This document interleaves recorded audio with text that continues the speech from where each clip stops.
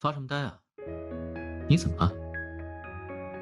重要的不是看什么，而是和谁一起看。让我来实现你的愿望，怎么样？愿意考虑吗？打电话来是想让我帮忙吗？今天我想扮演一棵圣诞树，一棵只为你存在的圣诞树。对不起，没办法送你回家了。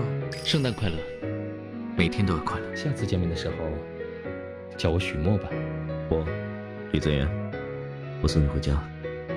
你把今晚的时间借给我，我才能原谅你。他们是我的粉丝，保护他们是理所应当的。有危险的话，记得来找我，知道吗？那你能让我改变吗？我们在一起相处的话，和你在一起做喜欢的事，我也觉得很开心。我送你回去吧，很晚了。以后遇到什么问题，该找我就不要自己傻扛着。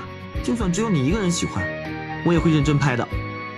跟我说说，说不定我可以帮你想想办法。白痴，都什么时候了，还在做这种东西？还是说你想发生点什么？你可没有拒绝的权利。我可不会轻易原谅你，除非你帮我一个忙。下次我去，你只要跟在我后面就好。我没有什么意见。不愿意吗？这一次你做得很好，周末见。不要让我失望。你说呢？应该说，今天我是只属于你一个人的周奇洛。